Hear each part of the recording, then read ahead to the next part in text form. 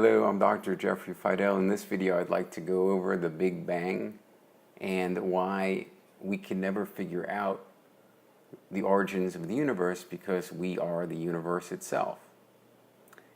So this whole thing is a paradox because scientists are searching for the answer of why we're here in the same way that religious people wanted to know the answer of why we're here. But who's asking the question of why we're here? It's the universe itself asking that question, and that's the humor of it all, through us. The question is being asked through us. That's the whole humor of it, is that there is no self separate from this present moment of existence. So, who's asking the question about the Big Bang and the origin of the universe? Again, it's the universe itself, because if I'm going to ask this question, who's asking the question? The thoughts of why we're here is asking the question, what's this Big Bang? Where did it all come from? Who's God? Who are all these things? Right? These are all questions formed in the mind that was, of course, formed in the universe itself. And you can't take a self out of the universe. So the question where this all came from is being asked by the universe itself through us. Now notice immediately, because I say the word universe and I say the word us, and that creates that duality. That is a conceptual duality. If I say the word existence, where did we come from? This existence. Now we have another duality, the we and the existence. Before we had the us and the universe. Right? For a religious person, I could say, are we a part of God? Again, now we have we and God. No matter what words I use to describe this, we are presence, we and presence. This is the problem with all this language, because language, conceptual knowledge, one could see it almost like the particle wave problem, where you, as soon as you, this is physics in and of itself, but as soon as you look at something, your mind made it into a particle. Like if you look at me, your mind's making a form out of something that has no form, and it's totally based upon your sensory awareness of how you're going to create the form that you see of me. So awareness has come into the universe, and this is really where the shift has to be made, because it's not that a person can figure out the universe. You can't, because you're not separate from the universe. Your mind can't figure out the universe. You are the universe. And so what's happening here is just awareness has come into the system of universe. So if you could picture an existence, a universe, a universes, a multiverses, whatever word you want to put, a God even for any religious person, the entirety of all has become aware of itself. And that's the awareness that has come. And, if we ask why awareness has come, again, we can't know that because we are it. So getting back to the Big Bang, where did this universe come from?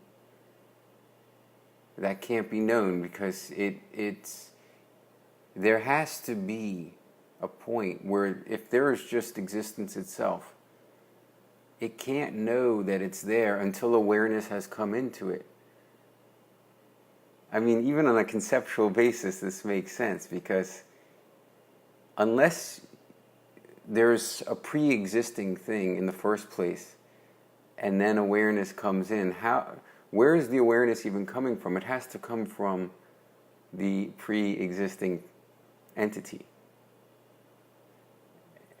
And if there was just a pre-existing entity as existence, it cannot know of itself until that awareness comes. And once that awareness comes,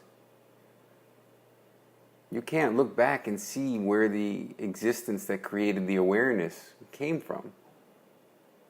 Because the intrinsic existence had to have been there to even allow the ability of the contemplation of where it came from in the first place. This is akin to a TV set running a television program. You can't run a television program without the TV set. So for the television program to figure out where it came from, you can't, because then you're just running more programs trying to figure out the TV that's producing you.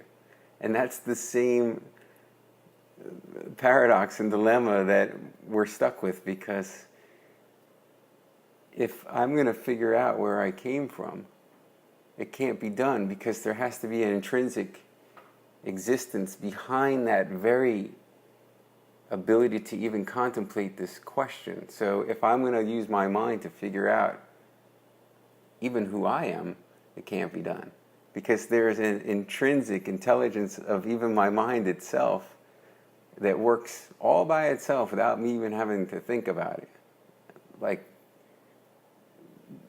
so the whole system is just operating as one intelligent system. Like, we don't have to think about how our hearts pump or our brain works. It's just they're working. So it's the same thing with the thinking process. You know, you can't figure out who you are conceptually. You'll end up with beliefs of who you are.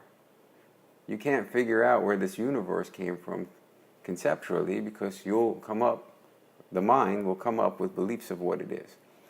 So in summary, the universe can't be figured out conceptually because you're not separate from it. You never were.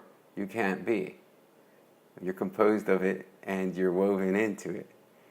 If you figure out a way to take yourself out of this existence, then let me know, because I'll revise my theory here. But as far as I know, there is no way to do this. And like I said before, in summary, instead of us seeing a way of figuring out where the universe came from, the shift is just that, to understand that we are not separate from this universe. And this is really where the conceptual self starts to break down, because then we understand once and for all that it's not me that's coming up with this intelligence as an individual. The intelligence is built into the whole system. There's no separate person.